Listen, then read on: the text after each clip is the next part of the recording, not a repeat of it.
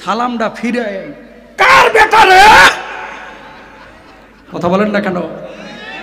আর যদি ভুলে ভালে একবার রিংটোন বাজে উঠছে আপনার, তাহলে তো হয়েছে। কিছু লোক তা আত্মাহিয়া তো বাদ দেয়া, আজকে তোর একদিন আমার একদিন, আজকে তোর একদিন আমার একদিন, খালি সালামটা ফিরে এলো। বিশ্বাস করেন, সালামটা ফিরে মাথাটা ঘুরে কার মোবাইল রে যেন সেচে ফেলাইবে একেবারে, এরকম লোককে সুইচে তাকাবে ময়লা আছে কিনা, ফ্যানটা ঠিক মতো ঘুরতেছে কিনা, বাথরুমে টিস্যু পড়ে আছে কিনা, কোমরটা পরিষ্কার আছে কিনা। বদমাস কিন্তু আইছে 7 দিন পর।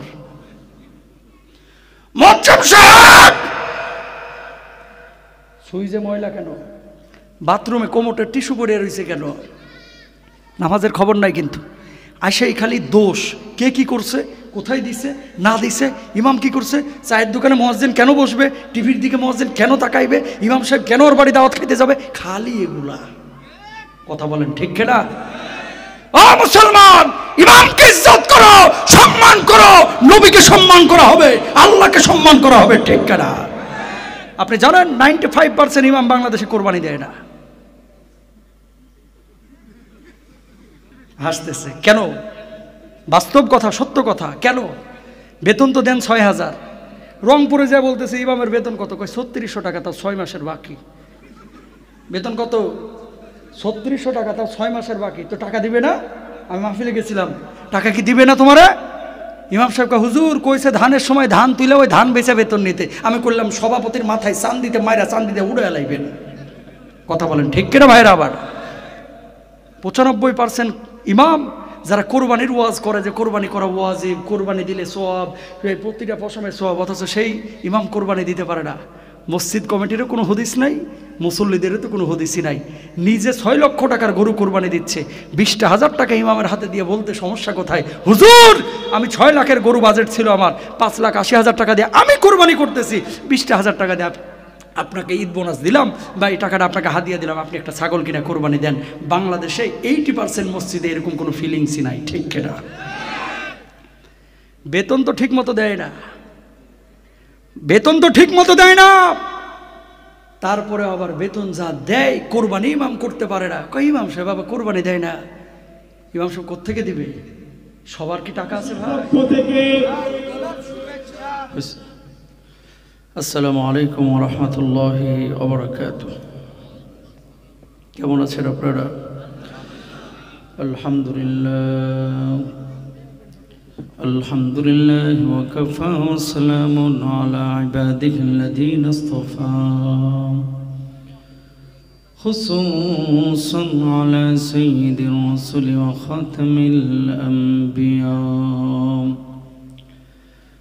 وعلى آله الأتقياء وعلى أصحابه الأسفياء ونشهد أن لا إله إلا الله وحده لا شريك له ونشهد أن محمدا عبده ورسوله أما بعد فأعوذ بالله من الشيطان الرجيم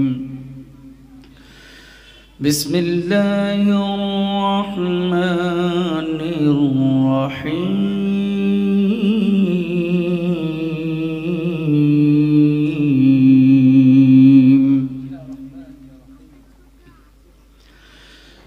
من ذا الذي يقرض الله قرضا حسنا فيضاعفه له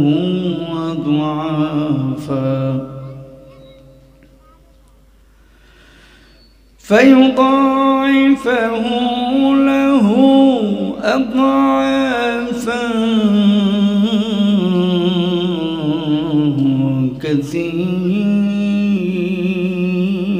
كثيرا والله يقبض ويبسط وإليه ترجعون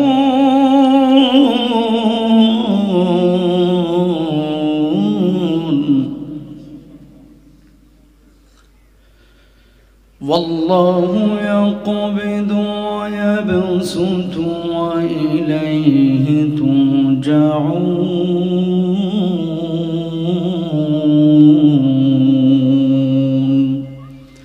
صدق الله العظيم. وقال النبي صلى الله عليه وسلم إذا استحلت أمتي خمسا فعليهم الدماء إذا ظهر التلاون وشربوا الخمور ولبسوا الحرير واتخذوا القيان واكتفى الرجال بالرجال والنساء بالنساء. وقال تعالى في شأن حبيبه إن الله وملائكته يصلون على النبي يا أيها الذين آمنوا صلوا عليه وسلموا تسليما. درود إبراهيم সবাই পড়ি اللهم صل على محمد وعلى آل محمد كما صليت على إبراهيم وعلى آل إبراهيم إنك حميد مجيد. اللهم بارك على محمد وعلى آل محمد كما باركت على إبراهيم وعلى آل إبراهيم إنك حميد مجيد. আজকের ষষ্ঠ বার্ষিকী কেরাত সম্মেলন ও ইসলামী আলোচনা প্রশ্নোত্তর পর্বে উপস্থিত সম্মানিত সভাপতি জনাব আলহাজ মোহাম্মদ আবুল কালাম আজাদ সাহেব, আমার পূর্বে আজকে যিনি তেলাওয়াত করেছেন সারা বাংলাদেশের শুধু রাজশাহীর না, গর্বিত কারি কোরআন এবং ইসলামিক স্কলার, হাজারো কারির উস্তাজ আমাদের প্রিয় ভাই মোহাম্মদ মনোয়ার হোসেন সাহেব হাফিজাহুল্লাহ, আল্লাহ তাআলা তার হায়াতে ইলমে রিজকে আরও ভরপুর বারাকা দান করুন। সবাই বলেন আমিন। এই আপনারা কি পান পুন খাইতেছেন নাকি বসে বসে? এই যে এত সুন্দর তেলাওয়াত করলো, কোনো আওয়াজ নাই, মানে ঝিম মেরে বসে রয়েছে। কি গরম কি বেশি লাগতেছে নাকি? আলহামদুলিল্লাহ বলেন। আজকের যে ওয়েদারটা, গত এক মাসে মনে হয় রাজশাহীতে এরকম ওয়েদার ছিল না। জোরে সোরে আলহামদুলিল্লাহ বলেন, আরো জোরে বলেন আলহামদুলিল্লাহ। ঝিমাইন না কুচা মুরগির মতো, একটু আওয়াজ টাওয়াজ করেন। আর অন্যান্য ইসলামিক স্কলার এবং কারি কোরআন যারা আলোচনা করেছেন, আমার স্নেহের ভালোবাসার মোহাম্মদ ওমর রাইয়ান ফারুকি, হাফেজ মাহমুদুল হাসান, বিশিষ্ট কারি মাসুম বিল্লাহ, বিশেষ অতিথি হিসেবে যার নাম দেখা যাচ্ছে আমার অত্যন্ত শ্রদ্ধার ভালোবাসার ডাক্তার মোহাম্মদ আশিকুজ্জামান রাসেল সাহেব, প্রধান অতিথি জনাব মোহাম্মদ বেলাল উদ্দিন সোহেল, আমন্ত্রিত অন্যান্য ওলামা ইকরাম, এখানে আয়ুব আলী শেখ ভাই আছেন, হাফেজ খিজির আহমদ ভাই আছেন। আমি অনেকের ফেস চিনি কিন্তু চেহারা চিনি না। আপনারা সামনে যারা উপবিষ্ট আছেন সবাইকে আমার আন্তরিক সালাম, আসসালামু আলাইকুম ওয়া রাহমাতুল্লাহি ওয়া বারাকাতুহু। জবাব দেন ওয়া আলাইকুমুস সালাম, বলেন ওয়া আলাইকুমুস সালাম ওয়া রাহমাতুল্লাহ। আমাকে যেই টপিক দেওয়া হয়েছে যে সামাজিক অবক্ষয় রোধে ইসলাম এবং রাসূল আকরাম সাল্লাল্লাহু আলাইহি ওয়াসাল্লামের সুন্নাহ। সামাজিক অবক্ষয় যতগুলো সেগমেন্টে এবং বিভাগে ঘটেছে, এর মধ্যে একটা গুরুত্বপূর্ণ সেগমেন্ট হচ্ছে সালাম। এটা আমরা একসময় অনেক দিতাম, এখনও অনেকে দিই, কিন্তু সালাম শোনার পরে সালামের জবাবটা অনেকে সঠিকভাবে আমরা দিই না। ভেতরে অহংকার কাজ করে, কারো কারো তাকাব্বুরি কাজ করে, কারো কারো আবার ইগোতে লাগে। এরকম লোক আছে না নাই? জোরে বলেন। নবীজি বলেছেন কিয়ামতের আগে একটা বড় আলামত তোমরা দেখতে পাবা। অনেকগুলো আলামতের মধ্যে একটা গুরুত্বপূর্ণ আলামত হচ্ছে আত-তাসলিমুল খাসসা। মানুষ বেছে বেছে মানুষকে সালাম দেবে এবং জবাবটাও হবে বেছে বেছে। চেয়ারম্যান সাহেবকে যখন দেখে তখন 5G গতিতে সালাম দেয়, ইমামকে দেখলে সালাম দেয়, বক্তাকে দেখলে সালাম দেয়। একই মানুষ জীবনে কোনো রিক্সাওয়ালা ফকির মিসকিনকে সালাম দিতে চায় না, ঠিক না? আছে না নাই? জোরে বলেন। এমপি মহোদয় যদি আসছে তাহলে তো কথাই নাই, যাতে তার চেহারার দিকে তাকায় একবার না 30 বার সালাম দেয়। একই সময় অনেকে দেখা যায় যে সালাম দেওয়া হচ্ছে তারপরে জবাবটা নেয় না। আর কিছু আছে, আগে ছিল ছোট লোক, এখন পকেটে কিছু পয়সা হয়েছে, যদি সালাম কালাম দেওয়া হয় মুখ দিয়ে জবাবটা দেয় না, হাতটা দিয়ে ভেটকি মারে আর এইরকম এরকম এরকম এরকম করে। করবেন না এরকম কেউ? সুন্দর করে সালামের জবাব দেন, আসসালামু আলাইকুম ওয়া রাহমাতুল্লাহ। মাশা আল্লাহ। নিয়ে এসেছেন আমাদেরকে এখানে যিনি, তিনি কে? জোরে বলেন তো, আরো জোরে বলেন, তিনি কে? সুস্থ রেখেছেন কে? একজন মানুষ প্রতিদিন 23,040 বার চোখের পাতা ফেলে, 23,040 বার বিনা চার্জে এই চোখের পলক ফেলানোর যিনি তৌফিক দিয়েছেন তিনি কে? আল্লাহর নাম নিতে কি লজ্জা লাগে? ভয় পান? একটু জোরে বলেন তিনি কে? একটা হৃৎপিণ্ড আল্লাহ আপনাকে দিয়েছেন, যে হৃৎপিণ্ডটা প্রতিদিন 1 লক্ষ বারের বেশি স্পন্দন দিচ্ছে। যেদিন আপনার হৃৎপিণ্ডের স্পন্দন বন্ধ হয়ে যাবে, দেহ নামক খাঁচা থেকে রূহ নামক পাখিটা কিন্তু উড়ে চলে যাবে ভাই, আপনার নামের শুরুতে মরহুম বসে যাবে। এই হৃৎপিণ্ডটাকে যিনি চলমান রেখেছেন তিনি কে? পেটের মধ্যে প্রতিদিন 2 লিটার অ্যাসিড আল্লাহ তাআলা অটোমেটিক উৎপাদন করেন আপনার পেটটার মধ্যে। এই জন্য কোরবানির মোটা মোটা গরু মহিষ আপনারা হজম করতে পারতেছেন। এই অ্যাসিডটা যদি না থাকতো হজম করতে পারতেন না। দিয়েছেন কে? এবার বলেন এই জমিনটার মালিক কে? বাঁচিয়ে রেখেছেন যিনি তিনি কে? গোলামি দাসত্ব হবে কার? আজকে এই ময়দানে এই মঞ্চের সামনে যারা বসে এসেছেন আল্লাহর পক্ষ থেকে নির্বাচিত হয়ে এসেছেন, জমিন আল্লাহর ব্যবহার করে গোলামি করব, আল্লাহর খাবার ব্যবহার করে আল্লাহর গোলামি করব, অক্সিজেন ব্যবহার করে আল্লাহর গোলামি করব।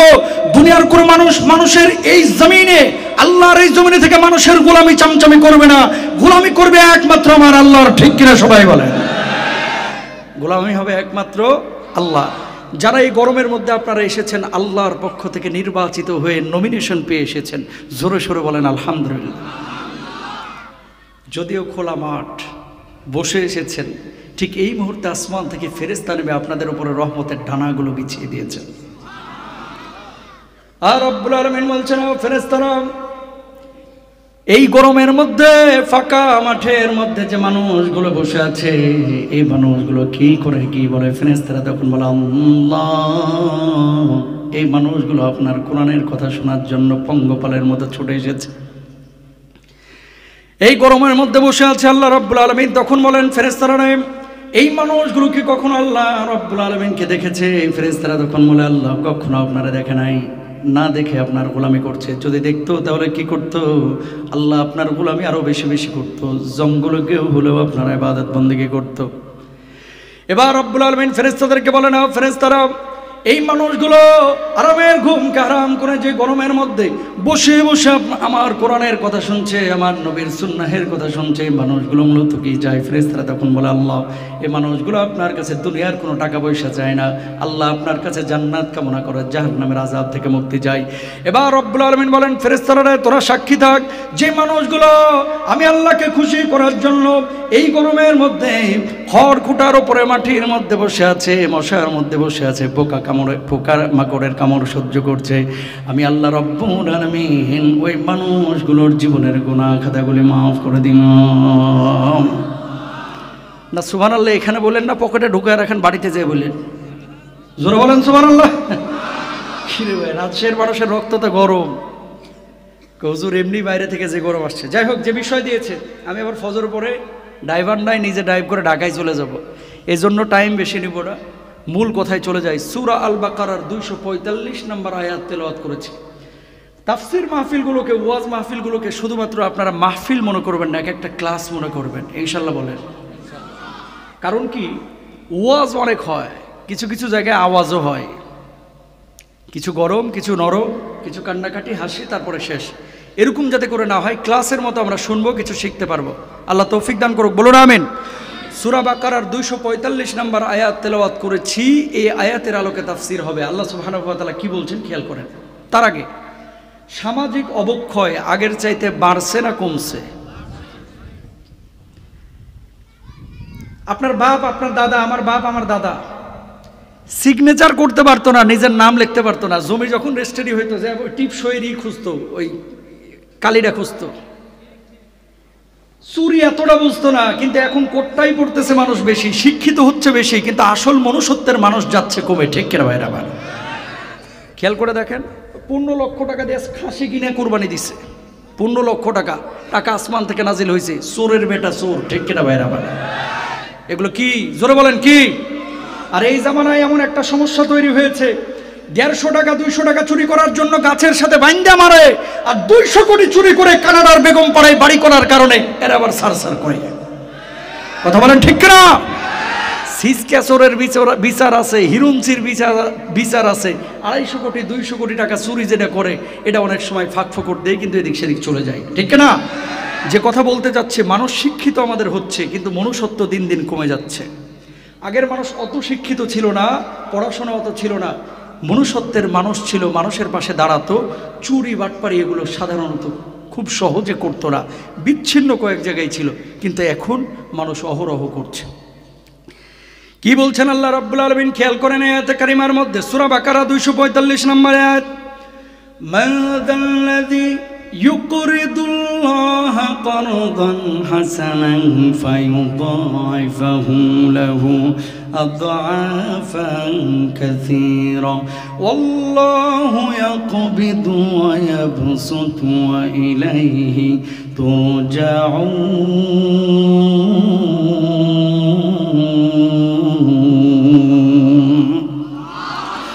রব্বুল আলামিন বললেন, যে ব্যক্তি আল্লাহ রব্বুল আলামিনকে ঋণ দিবে, আল্লাহ রব্বুল আলামিন তারে দ্বিগুণ বদলা দিবেন, 3 গুণ বদলা দিবেন, 4 গুণ বদলা দিবেন।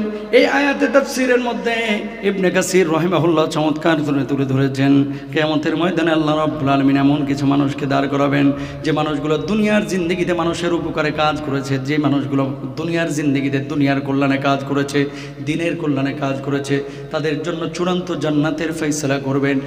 আর এমন কিছু মানুষগুলোকে দাঁড় করাবে, যে মানুষগুলো মানুষের সম্পদ লুটপাট করেছে, দেশের সম্পদ লুটপাট করেছে, যে মানুষগুলো মানুষের হক নষ্ট করেছে, যে মানুষগুলো মানুষকে কষ্ট দিয়েছে, যে মানুষগুলো মানুষকে লাঞ্ছিত করেছে, মানুষের মুখের খাবার কেড়ে নিয়েছে, আল্লাহ রাব্বুল আলামিন এই মানুষগুলোকে কিয়ামতের ময়দানে জাহান্নামের মধ্যে নিক্ষেপ করবেন। নাউযুবিল্লাহ। আল্লাহ রাব্বুল আলামিন যখন মানুষগুলোকে দাঁড় করবে, মানুষগুলো বলবে, আল্লাহ ও আল্লাহ, কিয়ামতের ময়দানে আজকে আপনি আমাদের বিচার করবেন, আল্লাহ মাফ করে দেন।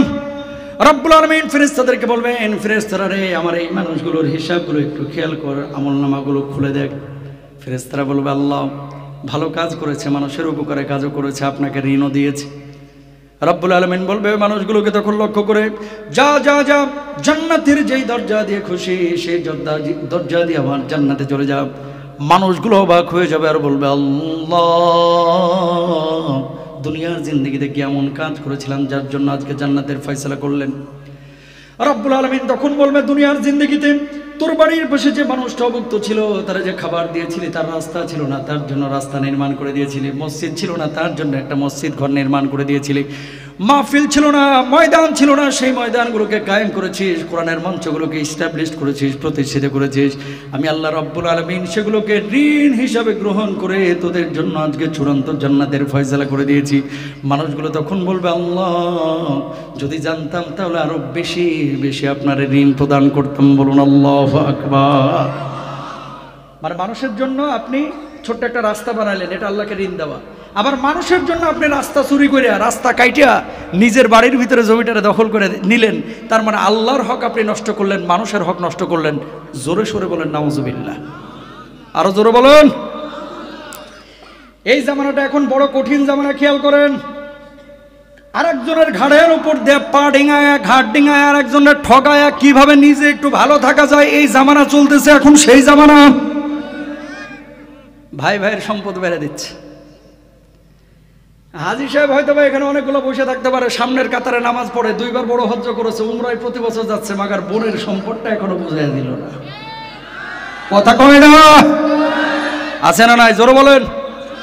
তো সামাজিক অবক্ষয় রোধে আপনি যদি মানুষের হক, লোভ যদি সামলাইতে না পারেন, আপনি যত বড় হাজী হন না কেন, আল্লাহর কসম করে বলছি, আপনি যদি আপনার ভাইয়ের সম্পদ বুঝে না দেন, বোনের সম্পদ বুঝে না দেন, রাষ্ট্রীয় সম্পদ চুরি করেন, সামনের কাতারে নামাজ পড়েন, 33 বছর বড় হজ করলেও আল্লাহর জান্নাতে আপনি যাইতে পারবেন না, ঠিক কিনা? চুরি করতেছে, বাটপারি করতেছে, আর একজনের হক নষ্ট করতেছে, আর হাজী সাহেব এসে মহিষ খাওয়ায় যেন জান্নাতের ঠিকাদারি নিয়েছে। কথা বলেন না কেন? হুজুর, ঈদের পরে এরকম আনন্দের মুহূর্তে বাড়া ভাতে সাইড ঢালার জন্য আপনারা আনছি। সবসময় মিষ্টি কথা ভালো লাগে না ভাই, একটু খেয়াল করেন না আশপাশের চিত্র। কোথায় যাচ্ছে আমার সমাজ? আপনি মানি ব্যাগ এখানে ফেলে রাখেন, 1 ঘন্টা পরে এসে দেখেন মানি ব্যাগ আছে কি, মামুরা নিয়ে চলে যাবে। প্রিয় ভাইরা আমার, 2 বছর আগে আমি উজবেকিস্তান সফর করলাম। ইমাম বুখারী রাহিমাহুল্লাহর কবর জিয়ারত করার পরে আমি সামারকান্দে এসেছি জোহরের নামাজ আদায় করার জন্য সামারকান্দে। খেয়াল করেন, কোরআনটা কোনো সমাজের মধ্যে, পরিবারের মধ্যে, রাষ্ট্রের মধ্যে থাকলে সেই রাষ্ট্র, সেই সমাজ, সেই পরিবার জান্নাতি পরিবার হয়ে যায়, ঠিক কিনা? উজবেকিস্তানের সামারকান্দে আমি আসার পরে জোহরের নামাজে এক মসজিদে ঢুকেছি। নামাজের মধ্যে ঢোকার পরে দেখতে পেলাম মোবাইল, মানি ব্যাগ সবাই পেছনে রেখে সামনে নামাজ আদায় করতেছে। হাজার হাজার দামি দামি মোবাইল ফোন, মানি ব্যাগ পেছনে রাখা, যেখানে আপনারা জুতা রাখেন। আমি চিন্তা করলাম সব মানুষ হয়তো বা মোবাইলের চার্জ শেষ হয়ে গেছে, এই জন্য এখানে চার্জ দেওয়ার জন্য রেখে গেছে। নামাজ শেষ হলো, দেখলাম যার যার মোবাইল মানি ব্যাগ শেষে নিয়ে বাড়ি চলে গেল। তখন বুঝতে বাকি রইল না, নামাজের মধ্যে খুশু নষ্ট হবে, এই জন্য এখানে মোবাইল ফোন পকেটে না রেখে পেছনে রেখেছে, জুতার বক্সের পাশে হাজার হাজার মোবাইল ফোন। আমি চিন্তা করলাম, আল্লাহ বাঁচাইছে, এই মসজিদটা যদি বাংলাদেশের গুলিস্তানের কোনো মসজিদ হইতো, রাজশাহীর সাহেব বাজারের কোনো মসজিদ হইতো, মোবাইল তো দূরের কথা, ও লুঙ্গিও খুঁজে পাওয়া যাইতো না। কথা বলেন ঠিক না? মসজিদের জুতাও নিরাপদ না আমার দেশে। জুতা চোর আছে না? কেন হচ্ছে? এই যে রংপুরে মাহফিলে গেলাম কয়েকদিন আগে, যাওয়ার পরে এক বাথরুমে ঢুকেছি। এই সামাজিক অবক্ষয় রোধে ইসলামের দিক নির্দেশনা, এই জন্য একটা একটা করে বলতেছি আর কি। প্রথমে চুরি নিয়ে কথা বলি, তারপরে অন্যান্য অবক্ষয়ে যাব। যাওয়ার পরে দেখতেছি ভাঙা বদনায় শিকল বান্ধা বাথরুমের মধ্যে, তাও আবার তার মানে 25 টাকার একটা ভাঙা বদনা রক্ষা করতে 200 টাকার শিকল ব্যবহার করা লাগে, তাও আবার বাথরুমে। কথা বলেন ঠিক কিনা? ছাগল নাই, গরু নাই, হালের বলদ নাই, যে যেভাবে পারছে সেভাবে চুরি করে দিচ্ছে। কারে ফাঁকি দিচ্ছেন? সরকারকে ফাঁকি দিতে পারেন, জনগণকে ফাঁকি দিতে পারেন। আল্লাহর কসম করে বলছি, কপালে 6 ইঞ্চি কালো দাগ নিয়া, সেজদার দাগ নিয়া চুরি করে পার পাওয়া যাবে না, পার পাওয়া যাবে না, ঠিক কিনা মুসলমান? তাহলে সামাজিক অবক্ষয় রোধে 1 নম্বর আমাদের করণীয় হচ্ছে কোরআনটাকে আমাদের সমাজে বাস্তবায়ন করতে হবে। দরকার আছে না নাই? রব্বুল আলামিন কি বলছেন খেয়াল করেন, ওয়াস-সারিকু ওয়াস-সারিকাতু ফাকতাউ আইদিয়াহুমা জাযাআম বিমা কাসাবা নাকালাম মিনাল্লাহ। আল্লাহ রাব্বুল আলামিন বললেন, চোর আর চোরনির হাতের কবজি থেকে কাইটা দাও। সরকার যদি উদ্যোগ নিত, বাইতুল মুকাররমের দক্ষিণ গেট যেখানে 0 পয়েন্ট আছে, একটা চোরকে ধরে যদি হাতের কবজি থেকে কেটে দিত, আর সমস্ত স্যাটেলাইট চ্যানেলগুলো যদি লাইভ দেখাইতো যে আজকে থেকে ব্রিটিশ ল না ইসলামিক ল অনুযায়ী চুরি করলে হাতের কবজি থেকে কেটে ফেলা হবে, কি বিশ্বাস করেন বেনজিরও চুরি করতো না? আপনার ঘরের এই সমস্ত আপন ভাই, চাচাতো ভাই, মামাতো ভাই, এগুলো আইল ঠেলে আর একজনের জমিও দখল করার সাহস পাইতো না, ঠিক কিনা? তাহলে কোরআন যেখানে আছে সেখানে শান্তি। তাহলে চুরি বন্ধ করার জন্য কোরআনের আইন দরকার আছে না নাই? জোরে বলেন। এবার আসেন, ধর্ষণ আমার দেশে আছে না নাই? আল্লাহ রাব্বুল আলামিন কি বলছেন কোরআনুল কারীমে? ধর্ষণের শাস্তি কুত্তিয়াত আইদিয়াহুম ওয়া আরজুলাকুম মিন খিলাফিন আও ইউনফাউ মিনাল আরদ। যে ব্যক্তি ধর্ষণ করেছে তার ডান হাত বাম পা, বাম হাত ডান পা ক্রস করে কাইটে দাও। একটা ধর্ষককে যদি 0 পয়েন্টে নিয়ে এভাবে ক্রস করে হাত পা কেটে দিত, আর সমস্ত স্যাটেলাইট চ্যানেলগুলো যদি লাইভ দেখাইতো, বাংলার জমিনে ধর্ষণ তো দূরের কথা, আগামী 200 বছর কারো দিকে বাঁকা চোখে তাকানোর সাহস পাইতো না, ঠিক কিনা? শাস্তি কি মারাত্মক দেখেছেন? আপনি বলবেন যে হুজুর কোথায় পাইলেন? কোরআনুল কারীমে আল্লাহ সুবহানাহু ওয়া তাআলা বলছেন। কেন? ধর্ষণটা হচ্ছে জমিনে ফ্যাসাদ তৈরি করা। কি করা? ফ্যাসাদ তৈরি করা। এখনই যদি মুসলমান আপনারা সতর্ক না হন, আগামীর বাংলাদেশে ওই পশ্চিমাদের সাদা চামড়ার কুকুরগুলো শুধু ধর্ষণ না, জেনা না, সমকামিতার বিষ এই বাংলার জমিনে ঢুকিয়ে দিচ্ছে, ঠিক কিনা? এই ফুটবল খেলা আপনারা অনেকে দেখেন না? এখানেও তো নাকি ফুটবল খেলা হয়। ফিফার কয়েকদিন আগে ফেসবুক প্রোফাইলে দেখছেন একটা রেইনবো ফ্ল্যাগের সিম্বল ঢুকিয়ে দিয়েছে, দেখছেন? দেখেন নাই? তাল নাই তো এগুলো। পশ্চিমারা সূক্ষ্মভাবে গোটা মুসলিম বিশ্বে সমকামিতার এই বিষয়গুলোকে ঢুকিয়ে দিতে যাচ্ছে। এই জন্য কখনো কখনো মুসলমানদের পাঠ্যপুস্তকে, কখনো কখনো মুসলমানদের যারা লেবাসে মুসলমান, এটা বন্ধ করেন ভাই, অডিও সমস্যা হবে, বন্ধ করেন। লেবাসে যারা মুসলমান, বন্ধ করে দেন না। হ্যাঁ, লেবাসে যারা মুসলমান, এরা অনেক সময় এদের পাঠ্যপুস্তকে এদেরকে টাকা পয়সা দিয়ে নানানভাবে ক্যাম্পেইন করে সমকামিতার সিম্বল, সমকামিতার সিমটম এটা আমাদের মধ্যে এস্টাবলিশড করে আমাদের যুবকদেরকে, যুবতীদেরকে ওই পথে, বাঁকা পথে হাঁটানোর চেষ্টা করছে। বাংলার জমিনে মুসলমান যতদিন জাগ্রত আছে ততদিন পর্যন্ত কোনো মুসলমান চাইবে না আমার সন্তান সন্ততি সমকামী হোক বা এলজিবিটিকে সমর্থন করুন, ঠিক না ভাইরা? আবার তো এই যে সমকামিতার শাস্তি হচ্ছে মৃত্যুদণ্ড, তারপরে ধর্ষণের শাস্তি হচ্ছে ক্রস করে হাত পা কেটে দেওয়া। কোরআন যদি থাকে এই সমস্ত জিনিসগুলো থাকবে না। সমস্যা হচ্ছে আমাদের মসজিদের ইমামরা বলতে ভয় পায়, মাহফিলে বক্তারা বলতে ভয় পায়, এবং আপনারাও অনেক সময় আপনাদের পরিবারের মধ্যে এই সমস্ত আলোচনাগুলো করতে ভয় পান, না জানি প্রশাসন কি বলে। মুসলমান এই দুনিয়ার জিন্দগিতে একমাত্র মুসলমান ভয় পাবে আল্লাহ রাব্বুল আলামিনকে, আর কাউকে না, ঠিক কিনা ভাইরা? এই জন্য রাব্বুল আলামিন কি বলছেন খেয়াল করেন, মান যাল্লাযী ইউকরিদুল্লাহা করদান হাসানান ফায়ুদাইফুহু লাহু আদআফান কাসীরা। যে ব্যক্তি আল্লাহ রাব্বুল আলামিনকে ঋণ দিবে, আল্লাহ রাব্বুল আলামিন তার দ্বিগুণ বদলা দিবেন, 3 গুণ বদলা দিবেন, 4 গুণ বদলা দিবেন। এই দুনিয়ার জিন্দগিতে আমরা কেউ কেউ আছে আল্লাহর জন্য ফাঁসির রশি গলার মধ্যে বেঁধে দিই, কেউ কেউ আল্লাহর জন্য ফাঁসির কাজটা আমরা আরোহণ করি, কেউ কেউ আল্লাহর জন্য বুকের তাজা রক্ত রাজপথে ঢেলে দিই, কেউ কেউ আল্লাহর জন্য পকেটের মাল খরচ করি, কেউ কেউ আল্লাহর জন্য আমরা পয়সা খরচ করি, কেউ কেউ আল্লাহর জন্য নামাজ পড়ি। সুতরাং পার্থক্য আছে, যারা আল্লাহর জন্য জান এবং মাল আল্লাহর জমিনে উৎসর্গ করবে এই মানুষগুলো কিয়ামতের ময়দানে নবী আম্বিয়া আলাইহিমুস সালাতু ওয়াস সালামদের সাথে হাসরের মাঠে উঠবে, ঠিক কিনা? প্রিয় ভাইরা আমার, আয়াতটা যখন নাজিল হইল, আবু বকর সিদ্দিক রাদিয়াল্লাহু তাআলা আনহু পরবর্তী দিন বাজারে গিয়েছেন। এমন মুহূর্তে একজন ইহুদি দাঁড়িয়ে বলছেন, আবু বকর, শুনলাম তোমাদের নবীর উপরে নাকি আয়াত নাজিল হয়েছে, তোমার আল্লাহ নাকি ঋণ চাইছে। এতদিন বললা আসমান বানিয়েছে তোমার আল্লাহ, জমিন বানিয়েছে তোমার আল্লাহ, এটা আবার কেমন আল্লাহ? এ আল্লাহ তোমাদের কাছে ঋণ চাই। আবু বকর বললেন, ইহুদি, আয়াতের অপব্যাখ্যা করবি না, অপব্যাখ্যা করবি না, আয়াতের অর্থ তুই বুঝিস নাই, এটা তোর ব্যর্থতা। আমার আল্লাহ ঋণ দ্বারা বুঝিয়েছে আল্লাহর জমিন আল্লাহর জন্য জান দেওয়া, মাল দেওয়াকে। ইহুদি আবার দ্বিতীয়বার বলল, আবু বকর, তোমার আল্লাহ ফকির। আবু বকর এবার একটু রাগান্বিত হয়েছে, কিরে আয়াতের অপব্যাখ্যা করে তুই আমার আল্লাহকে ফকির বললি। দ্বিতীয়বার যখন বলছে তৃতীয়বার খবরদার আর উচ্চারণ করিস না, যদি উচ্চারণ করিস আমি আবু বকর কিন্তু হাত গোটায় বসে থাকবো না। আল্লাহু আকবার, জোরে সরে বলেন। আল্লাহরে গালি দিলে কলিজা আগুন জ্বলে না? দ্বিতীয়বার আবার যখন বলছে, তৃতীয়বার এবার বলল তোমার আল্লাহ ফকির, আয়াতের অপব্যাখ্যা করে। অমনি আবু বকর ডান হাত তুলে ইহুদির গালের উপরে থাপ্পড় বসিয়ে দিয়েছে। ইহুদি এবার ভয় পেয়ে গালের মধ্যে হাত দিয়া আল্লাহর নবী সাল্লাল্লাহু আলাইহি ওয়াসাল্লামের বাড়ির দিকে দিয়েছে দৌড়। ওগো নবীজি মুহাম্মদুর রাসূলুল্লাহ সাল্লাল্লাহু আলাইহি ওয়াসাল্লাম, কি শিখান আপনি ইহুদিদেরকে? কয় কি শিখান আপনি আপনার সাহাবীদেরকে? কয় কি হয়েছে? কয় আপনার আবু বকর আমার মারছে।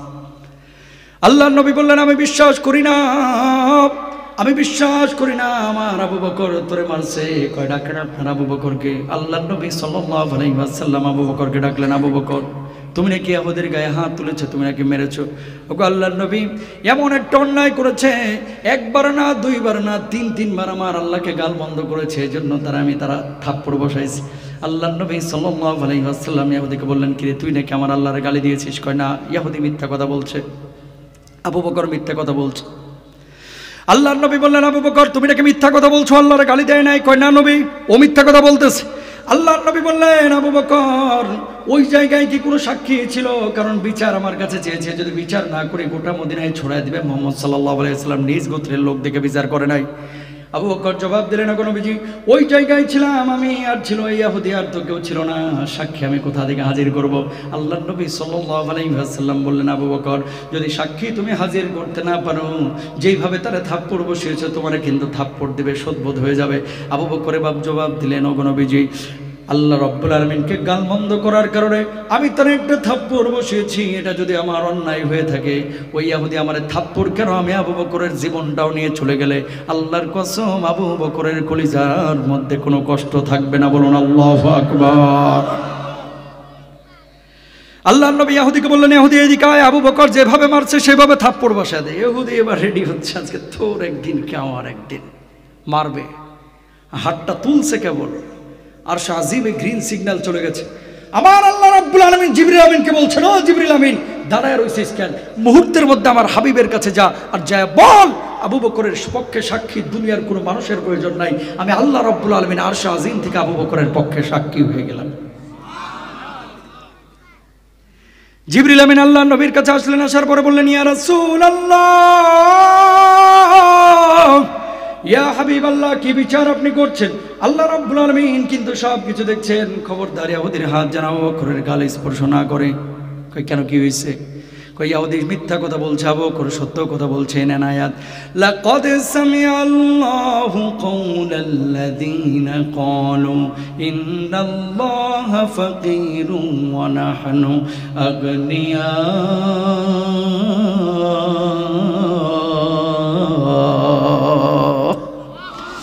আল্লাহ রাব্বুল আলামিন তার কথা শুনেছেন যে আমার আল্লাহকে ফকির বলেছে, যে আমার আল্লাহকে মিসকিন বলেছে। আমার আল্লাহ ফকির না, আমার আল্লাহ মিসকিন না। যারা আমার আল্লাহকে ফকির মিসকিন বলে গালি দেয়, তারাই সবচাইতে বড় বড় ফকির মিসকিন। এমন ব্যক্তি ছিলেন আবু বকর, যার জন্য আল্লাহ নিজেই সাক্ষী দিলেন। ও মুসলমান ভাইয়েরা, আপনার আশপাশে এমন অনেক মুসলমান পাবেন, সামনের কাতারে নামাজ পড়ে, উমরাও করছে, হজ্জ করছে, আবার বামরাম ছাগলদের সাথে রাতের বেলায় কাঁধে কাঁধ মিলে আড্ডাবাজি করছে, চায়ের দোকানে বসে বসে ইসলামের গীবত করতেছে, পরনিন্দা করতেছে। কথা বলেন ঠিক কিনা? সামনের কাতারে নামাজ পড়ে, রোজা করে, উমরা করে, চায়ের দোকানে বসে গীবত কমিটির সভাপতির ভূমিকা পালন করে। কথা কয় না দেখি, এরকম লোক আছে না নাই? আবু বকর আপনার আমার চাইতে রোজা কম করতো না বেশি? নামাজ কম করে নাই, রোজাও কম করে নাই আপনার আমার চাইতে, কিন্তু আল্লাহ এবং আল্লাহর রাসূলের বিপক্ষে অবস্থান নিয়ে গালমন্দ করেছে, হাত গুটায় বসে থাকে নাই। ও মুসলমান, নামাজের দাওয়াত দেওয়া যেমন ফরজ, রোজা করা যেমন ফরজ, হজ করা, যাকাত দেওয়া যেমন ফরজ, নামাজ কায়েম করা যেমন ফরজ, আল্লাহ আল্লাহ রাসূলের ইজ্জত সম্মান রক্ষা করা মুসলমানের উপরে তেমনই ফরজ। ঠিক কিনা? এই যে দাড়ি রাখছেন না চাচা, আপনিও রাখছেন, আমিও রাখছি, এটা কিন্তু আল্লাহকে ভালোবেসে রাখছি। কথা কয় না? অনেকে বলে দাড়ি রাখলে, কি রে জামাতে যোগ দিলি কবে থেকে? কথা বলেন না কেন? জুব্বাটা কিন্তু নবীজিকে ভালোবেসেই পড়েছি, এই টুপিটা কিন্তু নবীজিকে ভালোবেসেই পড়েছি, সুন্নাহের উপরে নবীজিকে ভালোবেসেই কিন্তু আছি। কেউ কেউ বলে দাড়িকে জন্য, ঠিক কিনা? হুজুর পড়তেছে ভালো মাল কামানোর জন্য, সাধারণ মানুষ অনেকে পড়াশোনা করতেছে ভালো একটা চাকরির জন্য, জবের জন্য, অথচ পড়াশোনা ইলমের উদ্দেশ্য শুধুমাত্র চাকরি না, ইলমের উদ্দেশ্য হচ্ছে দ্বীনের খিদমা, ইলমের উদ্দেশ্য হচ্ছে মানুষের উপকার, ইলমের উদ্দেশ্য হচ্ছে জাতির উপকার। এর পাশাপাশি কর্ম করা, হালাল ওয়েতে যা উপার্জন করা যায়। কিন্তু এখন আমাদের স্লোগান হয়ে গেছে, পড়ালেখা করে যে গাড়ি ঘোড়ায় চড়ে, সে অনার্স মাস্টার শেষ করে যখন দেখে যে চাকরি বাকরি নাই, পকেটে বাপের হালের বলদ বেচা আর জমি বেচা 18 লাখ টাকা নিয়ে ঘুরতেছে, হুজুর দোয়া করেন, পিয়নের পোস্টের লেগে টাকা দিছি, চাকরিটা যেন হয়। ঘুষ দিয়ে টাকা নিতে চায়, ওইদিকে হুজুরের কাছে এসে দোয়া চাইতেছে। কথা বলেন না কেন? এই মেয়ের বাপদেরকে বলি, ঘুষ দিয়ে চাকরি নিয়েছে, সরকারি চাকরি, এরকম কোন জামাইয়ের কাছে মেয়ে বিয়ে দিবেন না, ইনশাল্লাহ বলেন না। দরকার হয় ব্রয়লার মুরগির ফার্ম করছে, এরকম জামাইয়ের কাছে বিয়ে দেন, হালাল টাকা। আর ঘুষখোর যেটা ঘুষ দিয়ে এই যে সরকারি চাকরি নাই, ও যদিও চাকরি নিচ্ছে, ওর পরিবারে কিন্তু আরাম নাই ভাই, হারাম পরিবারে ঢুকবে তো আরাম শেষ হয়ে যাবে। ঠিক কিনা? ঘুষ দিয়ে যারা চাকরি নেয় এদের সাথে সম্বন্ধ করবেন না। নামাজ পড়ছেন, সব নষ্ট হয়ে যাবে এই হারামের সাথে জড়াইলে। ইনশাল্লাহ সবাই বলেন। তাহলে পড়াশোনা আমরা করব আল্লাহর জন্য, পড়াশোনা করব মানুষের জন্য, দ্বীনের জন্য। এরপর আল্লাহ নবী বলছেন, ওয়াতা রাজুল ইমরাতাহু ওয়া কওমাহু, আমার উম্মত বউ পাগল হয়ে যাবে, মেয়েদের কথা মতো উঠা বসা করবে, কিন্তু বাপ মার খেদমত করবে না। এই জামানা চলতেছে সেই জামানা, বউ যা বলবে এটাই ফুল অ্যান্ড ফাইনাল, বাপ মা কি বলতেছে এগুলোর কোনো খোঁজ খবর নাই। বউ যদি বলে বসো তো বসে, বউ যদি বলে উঠো তো উঠে, বউ যদি বলে দাঁড়াও তো দাঁড়ায় থাকে, বউ যদি বলে যে নিচে ঘুমাতো তাই ঘুমায় থাকে। আছে না কিছু? ভুল বুঝেন না। ইসলাম নারীদের অধিকার দিয়েছে, মেয়ের অধিকার দিয়েছে, বউয়ের অধিকার দিয়েছে, মায়ের অধিকার দিয়েছে। আমার নবী বলছেন, তিরমিজির হাদিস, ওয়াতার রাজুলু ইমরাতাহু ওয়া উম্মাহু, যে নারীদেরকে প্রায়োরিটি দিবে, প্রাধান্য দিবে, স্ত্রীদেরকে প্রাধান্য দিবে, কিন্তু মাকে উপেক্ষা করবে। সুন্দরী বউ পাইয়া মাশাআল্লাহ, নিজে ফ্ল্যাটের মধ্যে থাকতেছে, কিন্তু মাঝে দাম করে হাটে পড়ে রইছে, ওষুধেরও খবর নেয় না, টাকা পয়সারও খবর নেয় না, মা কি খাইলো কি পরলো, এসি লাগাইছে নিজের বউয়ের রুমে নিজের রুমে, আর বুড়িমার মাথার উপরের ফ্যানটা খটখট খটখট করে ট্রেনের মতো ঘুরতেছে ভাই, শব্দে ঘুমাইতে পারে না। অনেক সন্তান আছে, এগুলো কুসন্তান আমি বলে থাকি, ওই মায়ের ফ্যানটার খবরটা পর্যন্ত নিজে রাখে না। ঠিক কেনা বলেন? কেমন সন্তান আপনি? ও ভাই, পৃথিবীর বুকে আপনারা কেউ যদি নিঃস্বার্থ ভালোবাসে, আপনার বন্ধু আপনাকে ভালোবাসে না, আপনার এই স্ত্রী আপনাকে প্রকৃত ভালোবাসে না, আপনার আশপাশের ভাই কাজিন ভালোবাসে না, মানুষ আপনার অবস্থানকে ভালোবাসে। যতদিন মাল দিতে পারবেন ততদিন ভালো, মাল দিতে পারবেন না, বন্ধু আপনারা চিনবে না। কথা বলেন না কেন? নিঃস্বার্থ যদি আপনারা কেউ ভালোবাসে পৃথিবীতে, আপনার মা, আপনার মা, আপনার মায়ের পর আপনার বাপ, আর কেউ না, আর কেউ না। বড় দামি জিনিস ভাই, বড় দামি জিনিস। পকেট ভরা এক সময় টাকা আসবে, কিন্তু এই বুড়া বাপটা আর থাকবে না। পকেট ভরা টাকা আসবে, বুড়ি মাটা আর থাকবে না ভাই, সেদিন কাঁদবেন। অনেক মুরব্বী এখন কান্না করে, হুজুর মা যখন জীবিত ছিল বুঝি নাই হুজুর, এখন পকেট ভরা টাকা আছে কিন্তু মা নাই, বাপটা কবরে চলে গেছে। সুতরাং বাপ মাকে কেউ কষ্ট দেবেন না। হুমা জান্নাতুকা ওয়া নারুক, বাবা মা আপনার জান্নাত, বাবা মা আপনার জাহান্নাম। বাপ মাকে খুশি রাখবেন, আল্লাহর জান্নাতে যাবেন, বাপ মাকে অখুশি রাখবেন, আল্লাহর জাহান্নামে যাবেন। ঠিক কিনা? প্রিয় ভাইরা আমার, 6 জন সাহাবী দাঁড়ানো, সব পিছনে একজন যুবক দাঁড়িয়ে আছে। আল্লাহর নবী সাল্লাল্লাহু আলাইহি ওয়াসাল্লাম একজন একজন করে 5 জনকে জিহাদের ময়দানে যাওয়ার অনুমতি দিলেন। সবশেষে সাহাবী দাঁড়িয়ে, ওগো আল্লাহর নবী, আপনি আমাকে একটু পারমিশন দেন, আমি জিহাদের ময়দানে যাইতে যাই। ঘরের মধ্যে তোমার কে আছে? কয় বুড়ি মা আছে। কয় খেদমত করার মতো কেউ কে আছে? কয় কেউ নাই। আল্লাহর নবী বললেন, জিহাদের ময়দানে তোমার যাওয়া লাগবে না, যাও যাও যাও, মায়ের খেদমত করো। অমনি ওই সাহাবী বললেন, ওগো নবীজি, ওদের যে পারমিশন দিলেন, ওরা তো যুদ্ধের ময়দানে গিয়ে অনেক সওয়াব পাবে, আমরা কি পাবো? আমি তো কিছুই পাবো না মায়ের খেদমতের কারণে।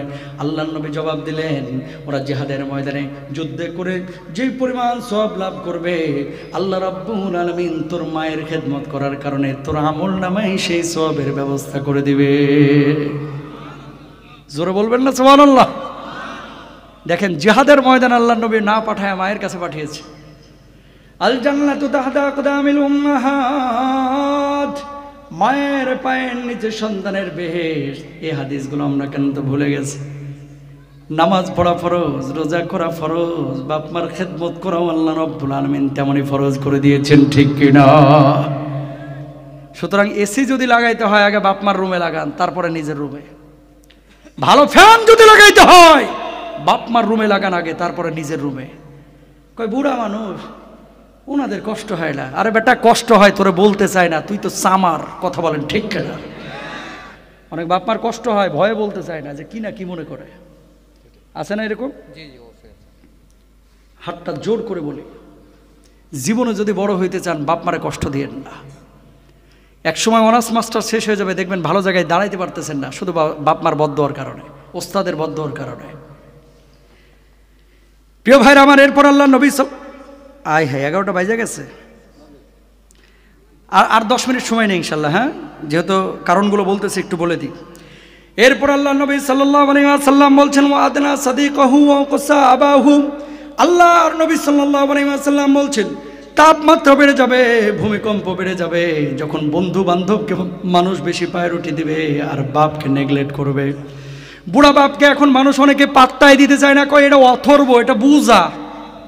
বাড়ির মধ্যে বাপকে নিয়ে অনেকে ভাগ বাটোয়ারা করে, কয় তোমার বাড়িতে 5 দিন, আমার বাড়িতে 5 দিন। আর মিয়া, বাপ মাকে নিয়ে যারা এরকম ভাগ বাটোয়ারা করে, আমি বলি ওর বাপকে ভাগ করলো না, ও আর জান্নাতকে ভাগ করে ফেললো। ঠিক কিনা? বাপ মা আপনার জান্নাত। বন্ধুর সাথে যখন আড্ডাবাজি করতেছে দামকুড়িয়ার হাটে, কাশিরাঙ্গা হাটে, আড্ডি মার্কেটে, কফি হাউসে ঢুকছে, 8 বন্ধু মিলে 3 ঘন্টা 4 ঘন্টা আড্ডাবাজি করে, 700 টাকা বিল দিয়ে আসে। বাপের সাথে বসে 2 মিনিটও থাকতে চায় না, স্যাত করে উঠে চলে যায়। ওইদিকে 800 টাকা গার্লফ্রেন্ডের পেছনে খরচ করতেছে, বয়ফ্রেন্ডের পেছনে মেয়েরাও খরচ করতেছে।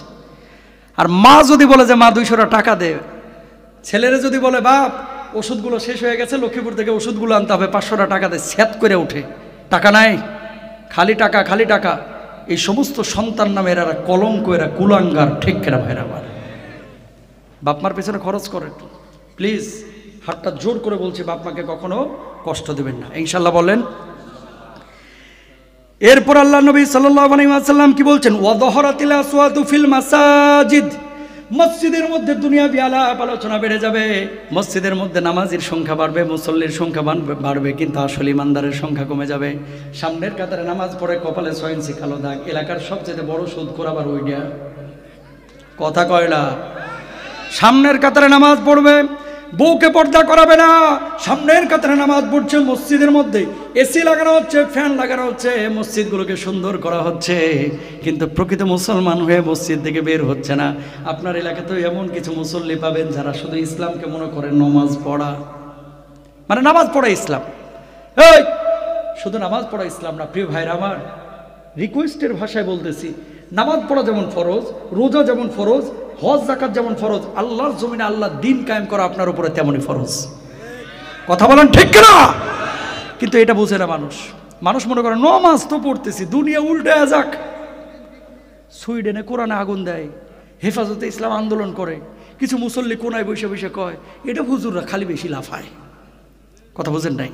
নিজে আন্দোলনে যায় না, একটা মিছিল করে না, প্রতিবাদ করে না, মসজিদের কোনায় বসে বসে হুক্কর হাক্কর করে, ওটাও মুনাফিক, ঠিক কিনা? আপনি পারতেছেন না, একজনকে সমর্থন তো দিতে পারেন।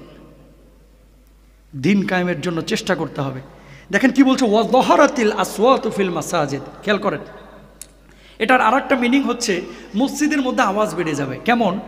কিছু চাচা আছে নিজে নামাজ ধরছে 46 বছর বয়সে, ছোট বাচ্চা নিয়ে বাপে মসজিদে গিয়েছে, কোনো আওয়াজ করে নাই, বাচ্চা দেখলেই মসজিদের মধ্যে স্যাত করে ওঠে, কথা কয় না, আছে না নাই? বাচ্চা যদি একটু আওয়াজ করছে, সালামটা ফিরে, কার বেটা রে, কথা বলেন না কেন?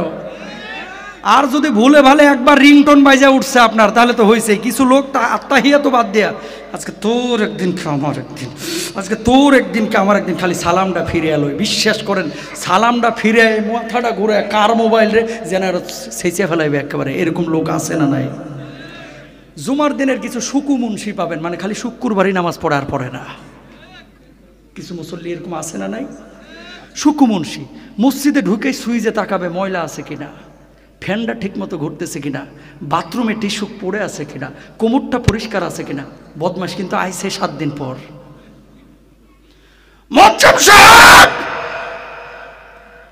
সুইচে ময়লা কেন? বাথরুমে কোমরটা টিস্যু পড়ে রয়েছে কেন? নামাজের খবর নাই কিন্তু। আইসাই খালি দোষ, কে কি করছে, কোথায় দিছে না দিছে, ইমাম কি করছে, চায়ের দোকানে মুয়াজ্জিন কেন বসবে, টিভির দিকে মুয়াজ্জিন কেন তাকাইবে, ইমাম সাহেব কেন ওর বাড়ি দাওয়াত খাইতে যাবে, খালি এগুলা। কথা বলেন ঠিক কিনা? ও মুসলমান, ইমামকে ইজ্জত করো, সম্মান করো, নবীকে সম্মান করা হবে, আল্লাহকে সম্মান করা হবে, ঠিক কিনা? আপনি জানেন 95% ইমাম বাংলাদেশে কোরবানি দেয় না। হাসতেছে কেন? বাস্তব কথা, সত্য কথা। কেন? বেতন তো দেন 6000, রংপুরে যা বলতেছে ইমামের বেতন কত, কয় 3600 টাকা, তাও 6 মাসের বাকি। বেতন কত? 3600 টাকা, তাও 6 মাসের বাকি। তো টাকা দিবে না? আমি মাহফিলে গেছিলাম, টাকা কি দিবে না তোমারে? ইমাম সাহেব হুজুর কইছে ধানের সময় ধান তুলে ওই ধান বেচে বেতন নিতে। আমি করলাম সভাপতির মাথায় চান্দিতে মাইরা চান্দিতে উড়ে লাইবেন। কথা বলেন ঠিক কিনা ভাইরা? আবার 95% ইমাম যারা কোরবানির ওয়াজ করে, যে কোরবানি করা ওয়াজিব, কোরবানি দিলে সওয়াব, প্রতিটা পশমের সওয়াব, অথচ সেই ইমাম কোরবানি দিতে পারে না। মসজিদ কমিটিরও কোনো হদিস নাই, মুসল্লিদেরও তো কোনো হদিসই নাই। নিজে 6 লক্ষ টাকার গরু কোরবানি দিচ্ছে, 20,000 টাকা ইমামের হাতে দিয়ে বলতে সমস্যা কোথায়? হুজুর আমি 6 লাখের গরু বাজেট ছিল আমার, 5,80,000 টাকা দিয়ে আমি কোরবানি করতেছি, 20,000 টাকা দিয়ে আপনাকে ঈদ বোনাস দিলাম বা এই টাকাটা আপনাকে হাদিয়া দিলাম, আপনি একটা ছাগল কিনা কোরবানি দেন। বাংলাদেশে 80% মসজিদে এরকম কোনো ফিলিংসই নাই, ঠিক কিনা? বেতন তো ঠিক মতো দেয় না, বেতন তো ঠিক মতো দেয় না।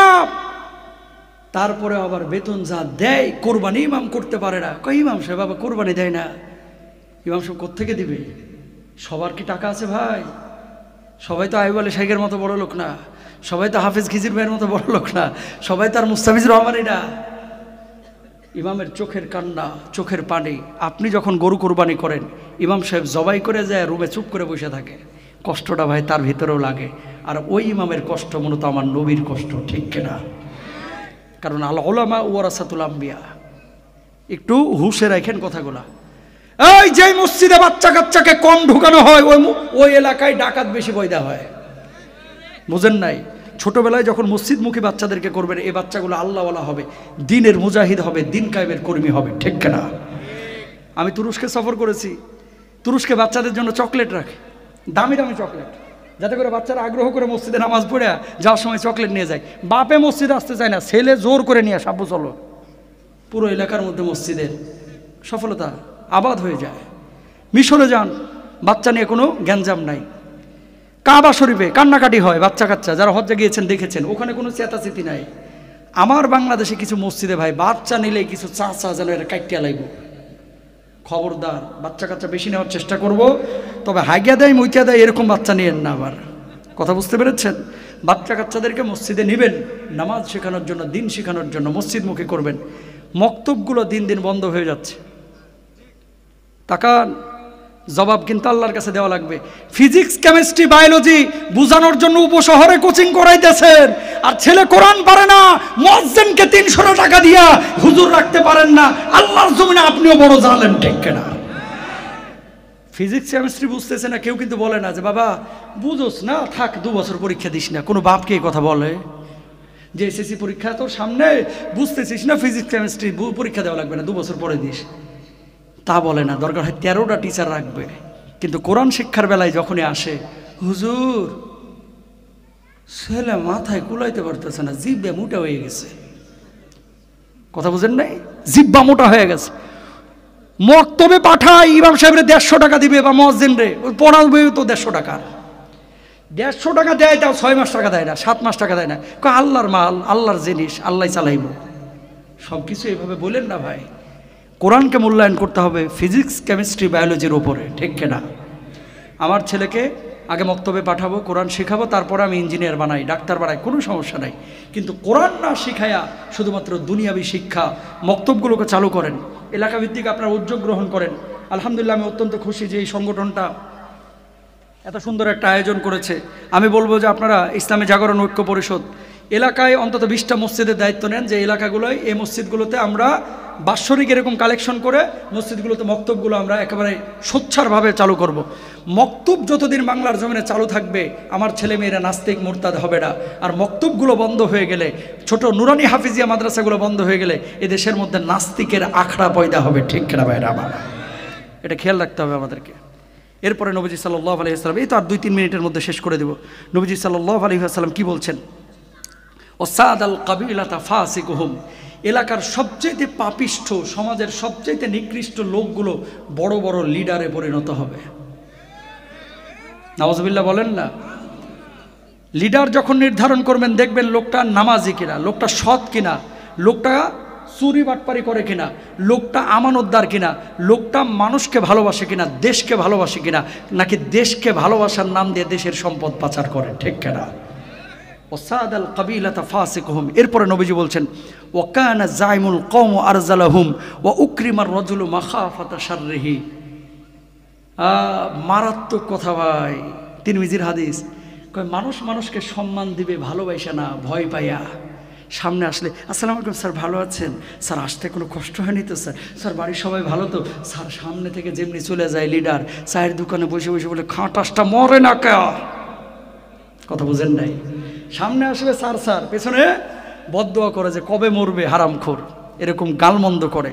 এরকম যখন হবে যে মানুষ মানুষকে সম্মান করবে, ভয় পায়া ভালোবাসে না, তখন আল্লাহ তাআলা দাবানল দিবে, তাপদাহ বাড়ায়া দিবে, গরম বাড়ায়া দিবে, ভূমিকম্প বাড়ায়া দিবে। এরপরে নবীজি বলছেন, ও দহরাতিল কায়নাতু ওয়াল মাআজিফ। শেষ আলোচনা। গায়ক গায়িকা, নায়ক নায়িকাদের উৎপত্তি বেড়ে যাবে। লা ইয়াকুনান্না মিন উম্মতি আকওয়ামুন ইস্তাহিল্লুনাল হিরা ওয়াল হারিরা ওয়াল খামরা ওয়াল মাআজিফ।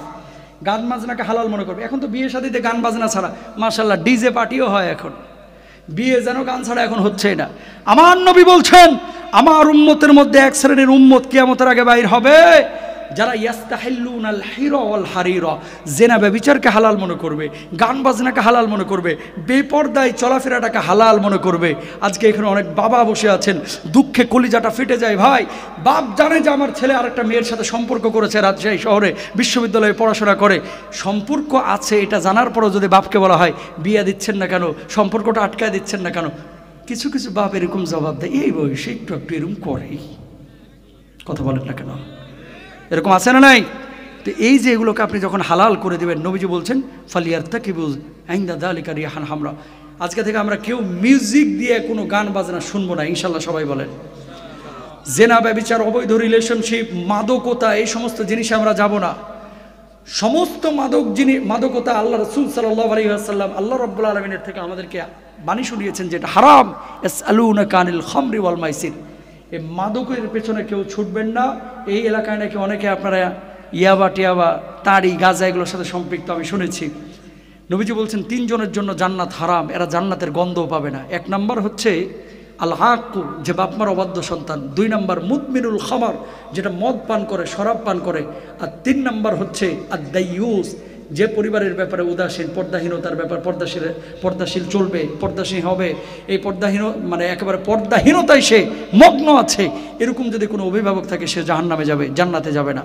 মুদমিনুল খামার, মাদক যে কত ভয়াবহ একটা জিনিস, পরিবার শেষ করে, সমাজ শেষ করে, একটা রাষ্ট্রকে শেষ করে দেয়, ঠিক কিনা?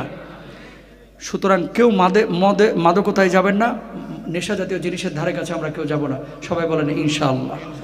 সবশেষ ওয়াল্লুইনা আখিরা হাদিহিল উম্মতি আউওয়ালাহা, পূর্ববর্তীরা পূর্ববর্তীদেরকে অভিশাপ দিবে। কিছু লোক আছে নিজে ভালো কাজ করে না, কিন্তু আগের যুগের মানুষকে খালি গালমন্দ করে, কয় দাদা যদি জমি কিনে রাখতো তাহলে আজকে এরকম হইতে হতো না, বাপ যদি এটা করতো এটা হইতে হতো না, খালা যদি এটা করতো এরকম হইতে হতো না, বড় ভাই যদি এখানে 2 কাঠা জায়গা কিনে রাখতো তাহলে হয়তো বা এরকম হইতো না। ক্ষোভটা ঝাড়াই দাদার ওপরে, বড় ভাইয়ের ওপরে, বাপের ওপরে। এই রিজিকের ফয়সালা হয় আসমানে ভাই, জমিরে না। রিজিকের ফয়সালা কোথায় হয়? আসমানে, জমিরে না। সাগরের একটা নীলতিমি জানেন প্রতিদিন কয় টন গোশত খায়? 60 টন। সুবহানাল্লাহ কোন? 60 টন গোশত মানে বুঝেন, 1 ট্রাক গোশত একটা নীলতিমি প্রতিদিন সাগরে খায়। তো এই নীলতিমিটাকে খাওয়াচ্ছে কে? আল্লাহ। আপনার বাড়ির আশপাশে লক্ষ লক্ষ পাখি এখন ঘুমায় আছে গাছগুলোতে, সারাদিন খাইছে পোকামাকড়, এ খাওয়াচ্ছে কে? আল্লাহ। রাস্তার কুকুরগুলোকে খাওয়াচ্ছে আল্লাহ। 60 টন গোশত একটা নীলতিমিকে আল্লাহ খাওয়াচ্ছে, অথচ 2 কেজি 2.5 কেজি চালের জন্য মানুষকে খুন করে পর্যন্ত ফেলছে, ঠিক কিনা? সুতরাং রিজিক আপনার কাছে আসবে, আপনি খালি চেষ্টা চালিয়ে যাবেন। কখনো কাউকে গালমন্দ করবেন না যে পূর্ববর্তীরা এটা কেন করে নাই, এটা করে নাই। আপনার নসিবে যেটা ছিল সেটাই আপনি ক্ষান্ত থাকেন। মা কল্লা কাফা খয়রু মিম্মা কাসরা ওয়ালহা, অল্প অথচ আপনার জন্য প্রয়োজনে যথেষ্ট, এটাতে আপনি সন্তুষ্ট থাকবেন। সবাই বলেন ইনশাআল্লাহ। আরো জোরে বলেন ইনশাআল্লাহ। হাদা মা ইনদি ওয়াল ইলমু ইনদাল্লাহ আলাইহি তাওয়াক্কালতু ওয়া ইলাইহি উনীব ওয়া আখিরু দাওয়ানা আলহামদুলিল্লাহি রাব্বিল আলামিন। আসসালামু আলাইকুম ওয়া রাহমাতুল্লাহি ওয়া বারাকাতুহু। কয়েকটা প্রশ্ন আছে, এই প্রশ্নগুলো বলে আলোচনা শেষে 2-3টা। মসজিদে কোনো জিনিস দান করে সেটা ডাকে উঠালে যে ব্যক্তি দান করেছে সে কিনতে পারবে কিনা? অবশ্যই পারবে, কোনো সমস্যা নেই। কারণ ডাকে যখন উঠানো হয় এটা তো কম্পিটিশন চলতেছে, সেটা এমন না যে ভুগিঝুগি করে একটা বুঝ দিয়ে নিয়ে চলে যাচ্ছে। কাশ্মীরে কয়েকদিন আগে, গত মাসের ঘটনা, কাশ্মীরে এক মহিলার কাছে মসজিদ কমিটি গিয়েছে। দেখেন আল্লাহ কবুল করলে কিভাবে করে। প্রতি বাড়ি বাড়ি যায় না, কালেকশন করে, কয় মা তোমার কাছে কিছু আসেনি? কয় মুরগির একটা ডিম আছে, আমি তো গরিব মানুষ আর কিচ্ছু নাই। মুরগির ডিমটা দিচ্ছে, ওই ডিম নিয়ে এসে মসজিদে নিলামে তুলছে। ভাই দাম উঠতে উঠতে আল্লাহ কবুল করছে তো মুরগির ডিম 3,20,000 রুপিতে উঠে গেছে। সুবহানাল্লাহ বলেন না? একটা মুরগির ডিম দাম উঠছে কত? 3,20,000 রুপি। অনেকে 2 লাখ টাকা দান করেছে, 3 লাখ টাকা দান করেছে, অনেকে 20,000 দান করেছে, আর চাষি দান করেছে কি? খালি একটা মুরগির ডিম। তো আল্লাহ যদি কারো কবুল করে, নিয়ত যদি বিশুদ্ধ থাকে, আল্লাহ তাআলা কিন্তু এইভাবেই সওয়াবের ব্যবস্থা করে দেন। সুবহানাল্লাহ বলেন। তো যিনি মসজিদে দান করেছেন উনি যদি খালেস নিয়তে দান করে এই প্রতিযোগিতার মধ্যে, নিলামের মধ্যে বা আপনার ডাকের মধ্যে সে যদি কিনে, এটা জায়েজ আছে, কোনো সমস্যা নেই। মানুষ প্রতিষ্ঠিত হয় কতটুকু কথাটি সত্য? মানুষকে আদৌ প্রতিষ্ঠিত হতে পারে? হ্যাঁ, এটা তো হাদিসের মধ্যে আছে, কোরআনুল কারীমের আয়াতের মধ্যে বলেছে আল্লাহ সুবহানাহু ওয়া তাআলা, ইন্নাল্লাযীনা আমানু ওয়া আমিলুস সলিহাত কানাত লাহুম জান্নাতুল ফিরদাউসি নুজুলা। মানুষের সফলতার সংজ্ঞা এই আয়াতের মধ্যে আল্লাহ তাআলা দিয়েছেন। পৃথিবীতে আপনি রাষ্ট্রপতি হয়েছেন, আসলে আপনি সফল না। প্রধানমন্ত্রী হয়েছেন, সফল না। হুজুর হয়েছেন, সফল না। বক্তা হয়েছেন, সফল না। রিকশাওয়ালা হয়েছেন, সফল না। সফল সেই যে আল্লাহর সন্তুষ্টি অর্জন করে কবরে গিয়েছে। সুবহানাল্লাহ বলেন না? তা আমাদের টার্গেট হচ্ছে আল্লাহর সন্তুষ্টি। তো পৃথিবীতে মানুষ যদি বলে প্রতিষ্ঠিত হওয়া, নিজের পায়ে দাঁড়া, কোনো প্রতিষ্ঠিত হওয়া না। এগুলো দুনিয়ায় বেঁচে থাকা প্রয়োজন, এজন্য আমরা এগুলো উপায় অবলম্বন বাহির করি বা পড়াশোনা করতেছি, চাকরি বাকরি করতেছি। কিন্তু আসল প্রতিষ্ঠিত হওয়া বা সফলকাম হওয়া সেই যে কবরে যাচ্ছে আর ফেরেশতারা তার জন্য দোয়া করছে, আল্লাহ আপনার প্রিয় বান্দা আপনার সাক্ষাতে চলে এসেছে, আল্লাহ তার জন্য কি করবো? আল্লাহ যখন ঘোষণা করছে, ইয়া আইয়াতুহান নাফসুল মুতমাইন্না ইরজিই ইলা রাব্বিকি রাদিয়াতাম মারদিয়া ফাদখুলি ফি ইবাদি ওয়াদখুলি জান্নাতি। এই ঘোষণা যখনই হয়ে গেছে, আপনি পৃথিবীতে এবং আপনি আখিরাতে সফলকাম হয়ে গেছেন, প্রতিষ্ঠিত হয়ে গেছেন। সুবহানাল্লাহ বলেন। বাড়িতে কিয়াম সম্পর্কে কিছু বলার অনুরোধ করছি। কিয়াম টিয়াম এগুলো আসলে অথেন্টিক না, বুঝছেন? এখন কোন কিয়াম মেন করেছেন, মিলাদ কিয়াম কিনা, এই সমস্ত জিনিসগুলো সুন্নাহ সম্মত না। এটা নিয়ে নতুন করে আলোচনা, এগুলো আপনারাও জানেন। বাড়িতে ডেকে ইফতারি করানো কতটুকু নেকির কাজ? যতগুলো কাজ নবীজি সাল্লাল্লাহু আলাইহি ওয়াসাল্লাম পছন্দ করেছেন, এর মধ্যে উল্লেখযোগ্য একটা কাজ হচ্ছে ও আতআইমুত তাআম, মানুষকে খাবার খাওয়ানো। আর যেহেতু আল্লাহ রাসূল সাল্লাল্লাহু আলাইহি ওয়াসাল্লাম হাদিসে কুদসির মধ্যে আল্লাহ তাআলা বলেছেন, আস-সাওমু লি ওয়া আনা আজজি বি, রোজা আমার জন্য, আমি তার প্রতিদান নিজে দেব। এই তাকান, এখানে যে ফুটবল খেলা হয়, কাপ যখন দেন, কাপটা যখন দেন, চেয়ারম্যান সাহেবরা ডাকেন বা এমপি সাহেবকে ডাকেন, রাষ্ট্রপতিকে কি এখানে ডাকেন? ডাকেন না। কেন ডাকেন না? এলাকা ভিত্তিক খেলা, ছোট খেলা, সুতরাং এটা চেয়ারম্যান সাহেবই যথেষ্ট, এমপি মহোদয় যথেষ্ট। কিন্তু যদি স্বাধীনতা পদক হয় বা যদি সারা বাংলাদেশের জাতীয় বা ইন্টারন্যাশনাল একটা ফুটবল খেলা হয় বা ক্রিকেট ম্যাচ হয়, তাহলে পুরস্কারটা কে দিবে? প্রধানমন্ত্রী বা রাষ্ট্রপতি। কথা বলেন ঠিক কিনা? তো নামাজের ব্যাপারে আল্লাহ বলে নাই যে আমি নিজে প্রতিদান দিব। এই হজ্জের ব্যাপারে আল্লাহ বলে নাই, জাকাতের ব্যাপারে আল্লাহ বলে নাই। রোজার ব্যাপারে আল্লাহ কেন বলেছে? আল্লাহ বলতেছে নামাজ, হজ, জাকাত ওই ইবাদত যদিও ফরজ, ওটার মান আর রোজার মান এক না। ওই যে আন্তজেলা ফুটবল খেলা আর আন্তর্জাতিক ফুটবল খেলা যেমন এক না, একটাই চেয়ারম্যান পুরস্কার দিচ্ছে, একটাই রাষ্ট্রপতি পুরস্কার দিচ্ছে। আল্লাহ বলছে রোজা আমার জন্য, আর আমি আল্লাহ রাব্বুল আলামিন জামানার দুনিয়ার মালিক, আমি আল্লাহ তাআলা নিজ হাতে এই জন্য তোমাকে প্রতিদান দিব। সুবহানাল্লাহ জোরে বলেন। তো এই রোজাটা একটু স্পেসিফিক ইবাদত। বাড়িতে ডাকিয়ে যদি পরিবেশ দিয়ে আপনি ইফতার করান, আল্লাহ অবশ্যই খুশি হবেন। এটা ইফতার করাবেন মানুষকে বেশি বেশি, কোনো সমস্যা নেই ইনশাআল্লাহ।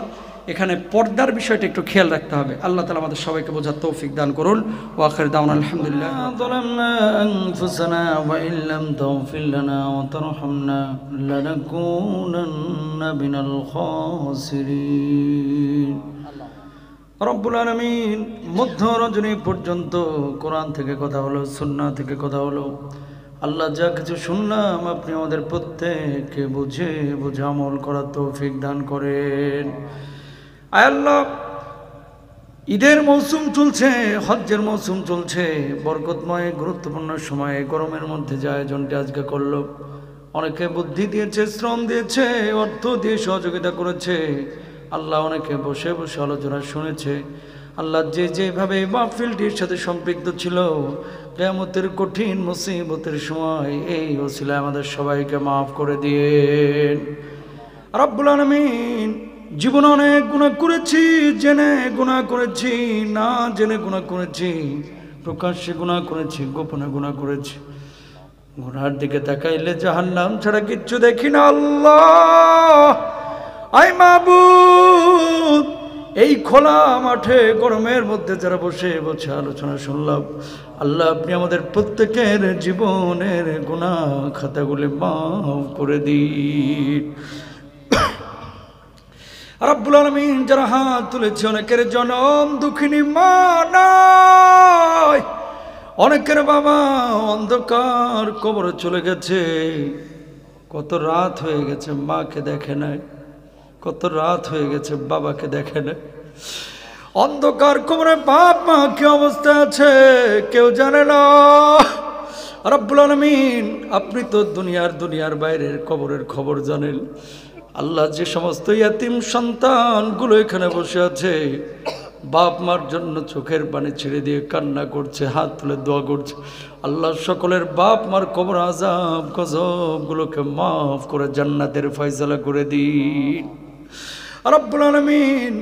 আমরা যারা হাত তুলেছি, এমন অনেক বাবা এই মাঠের মধ্যে বসে আছে, যেই বাবা নিজ সন্তানকে কাঁধে করে নিয়ে গিয়ে দাফন করেছে। পৃথিবীর সবচাইতে ভারী বস্তু হচ্ছে সন্তানের লাশ বাবার কাঁধে।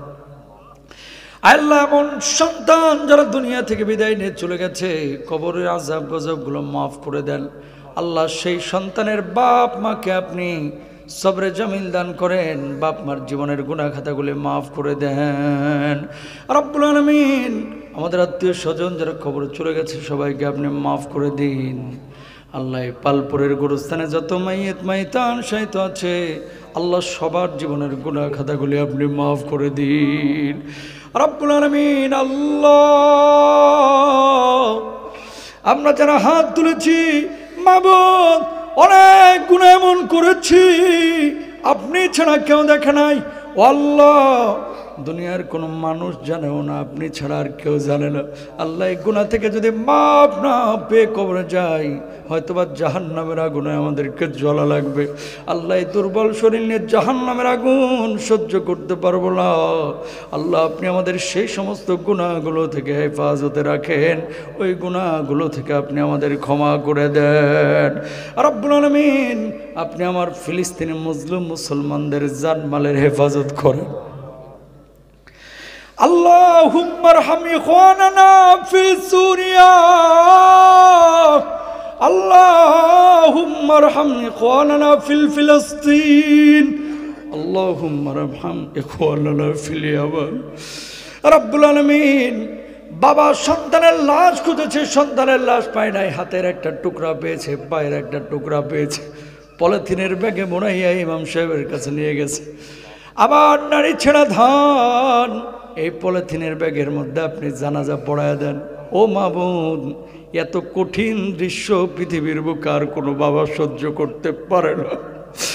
আয় আল্লাহ, আমাদের সন্তান আছে, বাপ মা আছে, মাবুদ গাজার মুসলমানদের জানমালের আপনি হেফাজত করেন।